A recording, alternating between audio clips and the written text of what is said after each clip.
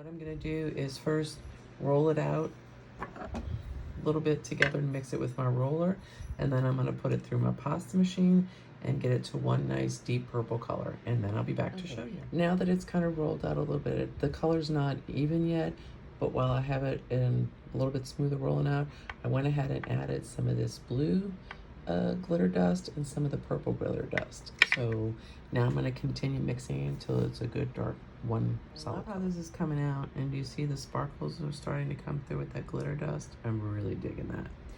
But I feel like it might still be a little too much blue, so I'm gonna go with this little bit of a kind of a reddish purple. This is just Primo's purple, and I'm gonna add that in and see if it can't just give it a little more touch of purple. With that, I decided to throw in a little bit of this glitter dust. Just a quick hint, to speed up the process of mixing the colors, what I did was ran it through. You can see the purples this side and then the other blue purples here. I cut it in half. I'm gonna flip it over this way, and then when I run it through, it'll help mix that purple up a little more quickly. Moving on, we're gonna go try to hit up that really deep purple. What I'm gonna try with that is this purple of the Primo, as well as the black Primo with the sparkles in it. I'm doing like a ½ ounce here, and maybe a little less than a ½ ounce, like 2/3 of an ounce. Okay, or less than a ½ ounce. Yeah, maybe 3/8 of an ounce, something like that. All right, and then we're gonna see what that combo does, whether we need to adjust. Roll the yellow out. I don't think we're gonna need very much of that at all. I think we're gonna need more of the light yellow. So I've got the white here and a smaller piece of the yellow to add with that. You can see we have more light yellow going on than we do the dark yellow. I also, got to glitter it up. So there we go, is with that. And that is with the light yellow. And honestly, I'm gonna see whether it even shows up in this yellow. Here we are back. I was highly unimpressed with the yellow glitter. It didn't really show up. So I threw in a little gold glitter. It's kind of hard to see with the light, but I think it's better. So I'm gonna throw in a little gold glitter on this one. I am happy with the glitter on these. I'm also pretty happy with the colors that came out. That gives it a little bit more sheen, just a little sparkle, because glitter sparkle adds up improves everyone's life, right? Now, I figure there's basically 3 types we have to make. We have to make this one, and we have to make this one, and then we have to make this one. Each of them are a little bit different, so I'm gonna make it into like 3 small petal canes, and then we'll combine them. So for the first one, we're gonna do the easy one, this one in the back, and I figure we need about 1/3 of the dark purple, and then I took a ½ ounce of the lavender, and then we just maybe like 1/4 of this light yellow. And then we're gonna make, I'm gonna do a Skinner blend and blend these up, and then I'll be back to show you what's next. Okay, I'm back, and so I kind of laid out the Skinner blend like this. Now, I am not entirely sure if this is gonna actually do what I'm hoping it's gonna do, but I figured if it does, then people will wanna know how to make it. So, because I only want that yellow in the dead center portion of that petal, then I don't know. Let's give it a whirl and see what happens. All right, I'm seeing that my idea didn't work. Hey, you never know till you try. So I'm gonna cut this purple off. I'm gonna kind of put it over here. Whoops, see what I'm doing? Put it over here in the middle. It's got a little yellow on the other side, but I think that'll just make it a lighter look. And then I'm gonna add just a little bit of yellow through it and see what that gives me. Okay. If you can see, compared to this yellow here, it's kind of losing its yellow because too much lavender is getting in it. So like I said, this was trial and error, but I think I'm gonna try to incorporate a little white in here to bring back a little bit of this lighter yellow shade and lighten up this end, because those ends are pretty light now. I like the dark on the ends, and I like this. So now we're gonna fold this over onto itself like that, and we're gonna run it through, and we're gonna make a long strip so that we can accordion fold it. And after I do that, I'll be back with my longer strip. I'm gonna start with a 1. I'll probably push this down with my acrylic roller a little bit first. Then I'll probably end up I usually, like 6 is the lowest I want to go before it starts feeling like it wants to fall apart. Before I accordion up, I did end up going down to a 7. Ultimately, I feel like this might be a little more beige than yellow than I want, but we'll see how it's going to work out. We got it all blended out. We got it all smushed down. Made a nice accordion fold. And now I'm going to push it down so that we can do a little work on incorporate a little bit of veins in this because they're very veiny. And although I can't make a ton of veins, I want to try to put some through here, but I'm going to try. Actually, I'm going to push this back together and I'm going to come from the other end because I don't want to go all the way to the top. Things about clay, you know, you really can hardly make a mistake because nearly everything you do is recoverable in some way or another. So I'm going to push it back together and I'm going to cut it from the other direction. Look at the leaves, you'll see they're pretty rounded. So before I put the veins in, I went ahead and squished the center together so the yellow is kind of all in one spot. And then I kind of rounded it off, and now I'm going to go through and cut some slices. Let me show you what I'm doing here. I decided the lavender, I was afraid that it really wasn't going to show up under the lighter purple that's inside of here. So I rolled out a piece of lavender, and I got it to a 2, I believe.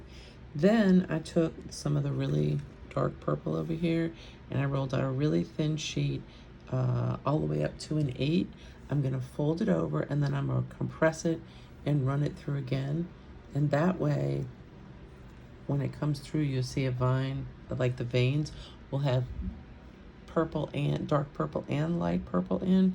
So what I'm hoping is that that gives it a little bit more depth. And then we can put some veins in. Ran that whole triple through the pasta machine at a 5. So I really like the way that comes out because the purple, the dark is super thin and then it highlights the light color, and I'm hoping that's just the effect we'll want. So we're gonna go and I'm gonna make some, I'll probably do as many as I can, but at least 4 slits in here so we can have at least 4 veins, and then I'll come back and show you. Be able to see here, in order to follow the grain of the leaf, since it's all pretty close together up here, I'm trying to cut them down at angles this way, so it once we push it out and start reducing it, it'll make it look like real veins and they won't look just like straight up and down slices. I put the first one in, I closed it back up, now I just cut this one open and I'm about to put the next little slice. If you look closely once again, you'll see that they're going in a vertical, like an angled cut. So I did this one, and we're going to stick this one in here.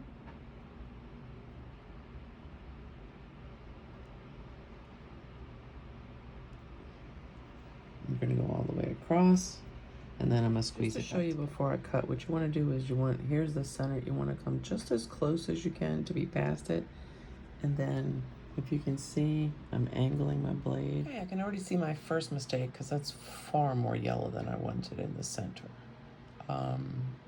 The veins, I think, are going to be okay once we reduce it down. All I can do is continue it. So here's a perfect example of when you don't put your veins in equally, they kind of look a little wonky-donkey. We'll see once I put them in behind the other main focal points if we can recover this. More to come. I'm going to continue on with this as if it's all good, because in the end it's going to have to be all good.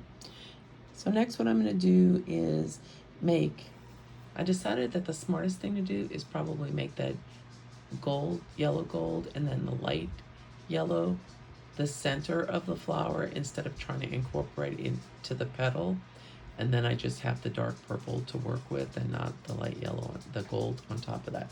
So with that, I'm probably going to put those two together, and then after that I'm going to wrap it in a tiny bit of the dark. So the first attempt at trying to combine the colors for the center was 100% bust.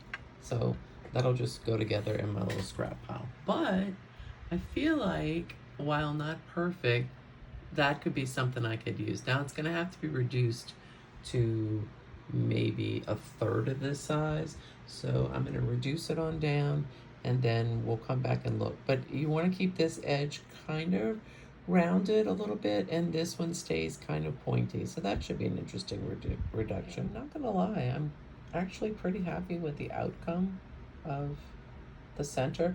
Now, let me just say that these little jagged lines at the bottom, which I tried to show, because if you look at there, it looks like jagged lines. The way I did that was I took the blade on the, not the cutting side, but the other edge, and I just did it several times. I kind of pushed down the purple into the yellow, and then I reshaped it back again, and then did that a couple times.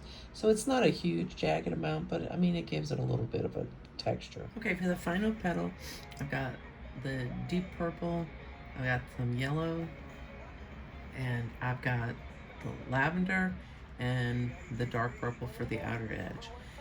I went ahead and did this teardrop instead of doing a Skinner blend because I'm hoping that I'm going to get more of the effect that I want.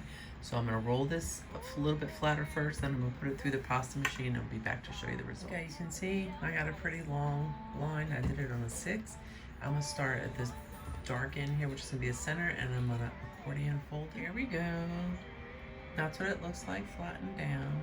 So I'm going to squeeze out the air a little bit more, push it down with my glass like this. Most people use an acrylic or a glass sheet. I don't have one yet. It's on order. In the meantime, this glass works perfectly. My mama used to say, necessity is the mother of invention. So there you have it, folks. Oldie but a goodie.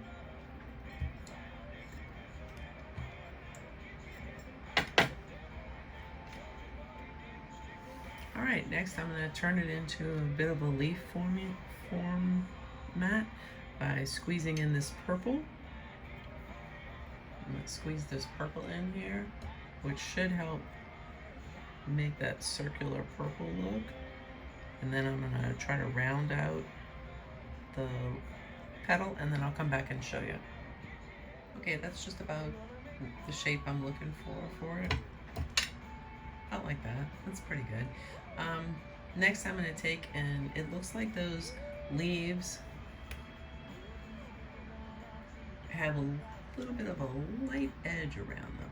So I'm going to wrap this all in a thin coat of lavender. Let me just show you real quick how much purple I used. I had a little bit of the dark purple left, so I just took a little tiny bit of that, added it with the white, put some sparkles in for good measure, and now I'm going to mix that color. Right, I'm back. It's covered with the lavender. I ended up doing that on a 5. Now I'm going to reduce it down, back down to this size, so it kind of is in coordination with these other ones. And then I'm going to come back and we're going to put them together. This is where I'm going to go into totally uncharted territory. These 4 are going to make up the bright colors in there. And then the 2 big ones, these 2, are supposed to be those 2 back leaves.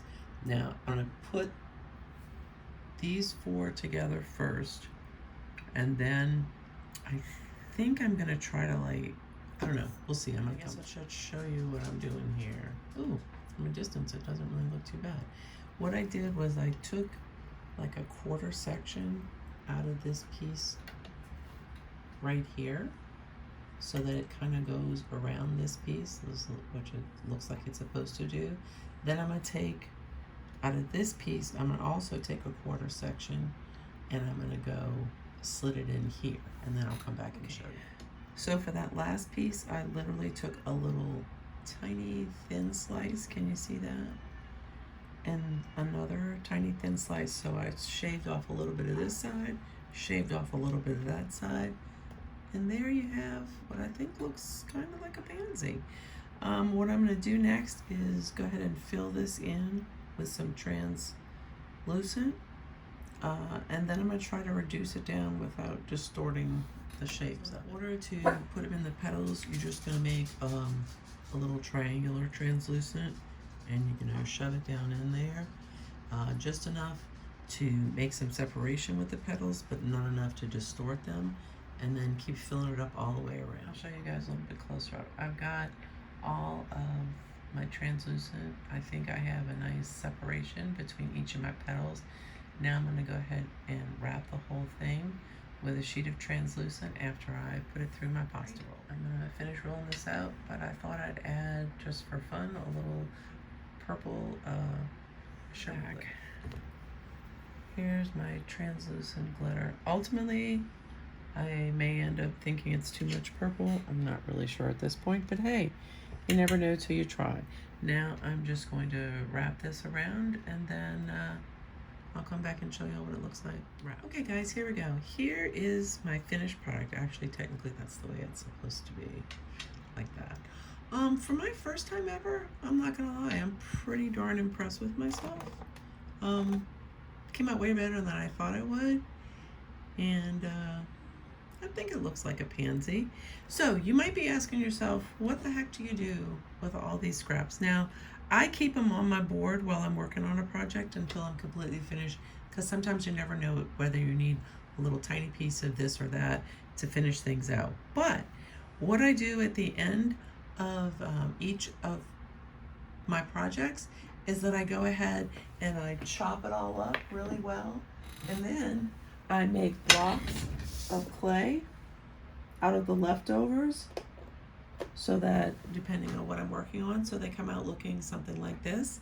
And this is here just to show you, I took one of those, two of those actually leftover colors, and I covered this little jar. You know, nothing overly exciting, but I mean, I think it looks pretty good.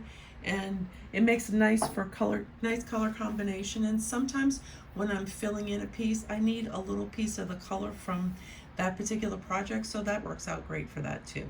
All right, you guys, thanks so much for joining me. I really appreciate it. My name's Colleen, and you guys have a great day.